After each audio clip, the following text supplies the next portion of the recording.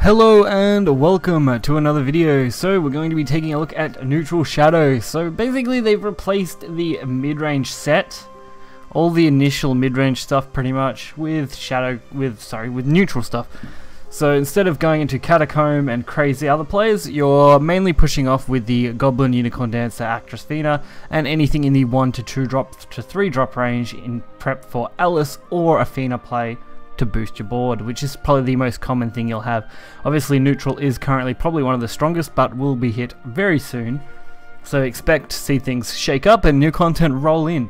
Other than that, you're running the Demon Lord Phantom House Cerberus package, which personally to me is pretty damn crazy, and Orthrus as a extra 2 damage, 2 killing sort of thing, so it's just an effective card, Orthrus, especially when you can fit it into a deck. Other than that, a couple of Demonic Strikes for that little bit of burn damage, which I didn't really find the need for when I was playing, but are really nice to have if you do need to push that final little bit of damage.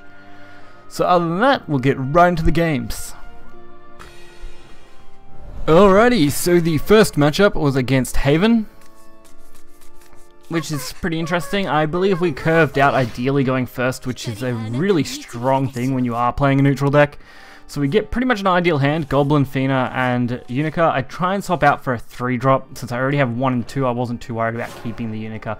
Unfortunately, we do get Archer, which is just probably slightly better than Unica, and the Angel of Word, which fills out our actual curve a lot nicer. So they go for the Sacred Plea. Fortunately, Haven doesn't really have a big turn 1. Usually it's turn 2 with Snow White that you've got to watch out for. Luckily going first, you don't really need to worry about that and can really easily affect the board. So we curve out ideally, they curve out pretty ideally, so not too bad. We do draw Goblin Leader, which is a lot better than the Angel of Word for this turn, being able to grab a Goblin.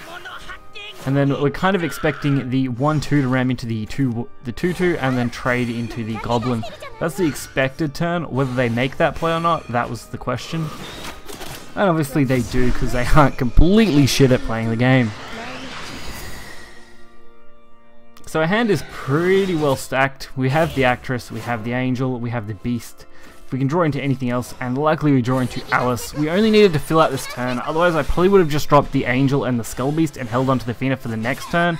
But that Alice really pumped this hand up and the board presence that we had.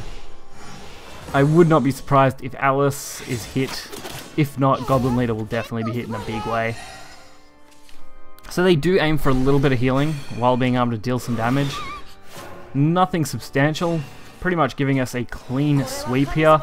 We ping for 1, play our Actress, boost our entire board again, putting everything out of range of any big threats, and since they're going into turn 5, we don't have to worry about them playing Decree, which is usually the card you worry about. So just couple damage off lethal. Not much they can come back from here. There's really nothing, and they concede.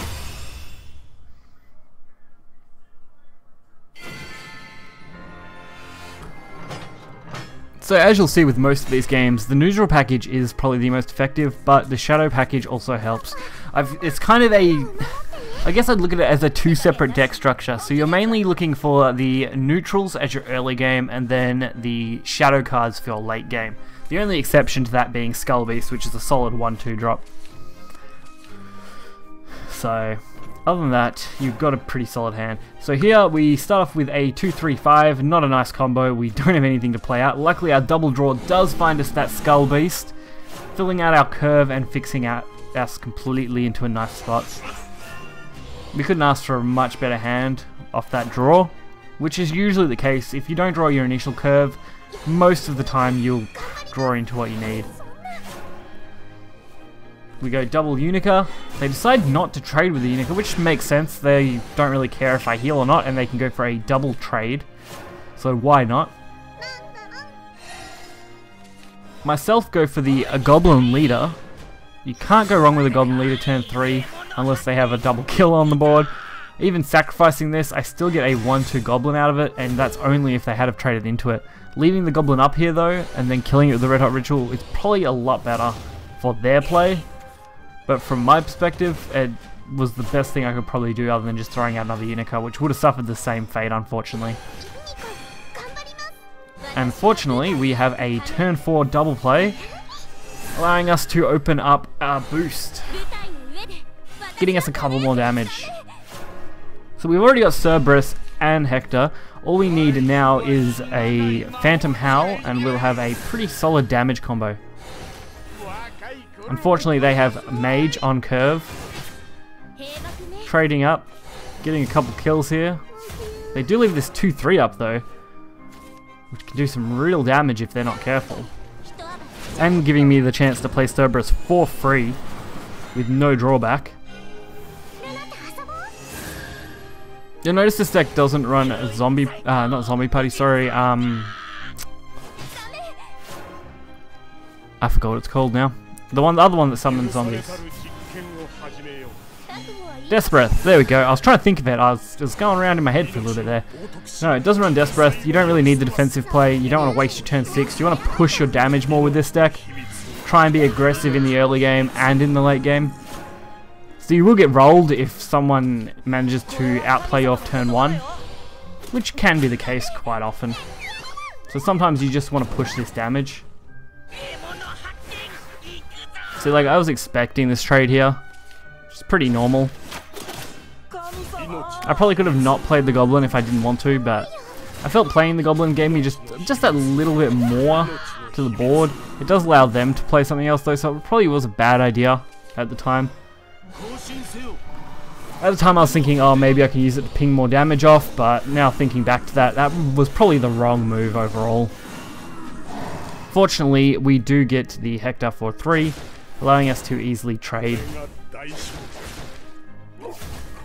But I do decide to, I believe, leave this zombie up, yes, because I can combo off with the Coco, so if I left them in a spot that they felt safe, I was going to be alright. Unfortunately, they do Mutagenic Bolt, which is just tragic, completely screwing me over. Luckily though, we draw into our lethal Phantom Howl for more than enough damage this turn. Plus, it shows off that the shadow cards really do work as a later game finish if you need them. Well, not really late, I would say mid to late when you're looking at turn 7 to 8, but when most games now are about turn 8, I could probably say that's our new late game. And our final matchup with this deck is a pretty quick one, if I don't say so myself. We ideally curve out, similar to the first game against the Haven player. We have our perfect hand again, identical draws, going for that Goblin Actress and Lyrial combo, along with a Phantom Howl already, so we've already got one combo piece. Fortunately, there is no turn 1 play from the Dragon player, so we can easily get that one damage of our Goblin, while also allowing us to play our Lyrial out. They do go for the ramp though, which is kind of unfortunate, but we draw into our ideal card, the Goblin Leader, filling our board to 4 and allowing for Actress to really shine later on. Probably just Demonic Strike into the next turn though, as that would be optimal unless we draw into Alice, which we do draw into Alice. What an amazing card that thing turns out to be when you do draw it like that. Right on curve, a 4-up boost, allowing us to pretty much remove all their health, put them to 7 and they concede anyway. Really quite an easy game. Okay, so looking at this deck, there isn't too much more to say other than, you know, it runs pretty much the same as a standard mid-shadow, except you are playing for the aggressive. Your ideal hand is the Goblin Actress, Lyrial, or Unica. Either one of those are kind of interchangeable. Lyrial, I think, is a little better to have on turn 2, just in case you need the evolve a little early, or Unica sometimes if you need the health. So they really are a nice little balance. We've also got the zombie parties, which are effective for both the late game and early game, especially against things like Tov, which is a pain in the ass to deal with. Other than that, we have the Angel of Words, an effective 3-drop, deal 1 damage.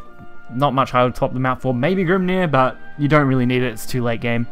I feel like this is a little bit better. And of course, you know, Alice and Goblin, the ideal comboed pair.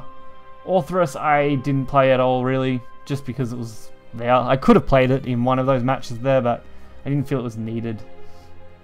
Phantom Howl Cerberus combo, Demon Lord, plus anything combo, really, is quite effective. So if you guys enjoyed this deck, If you do, make sure to hit that like button and subscribe. You'll find the deck list in the description below.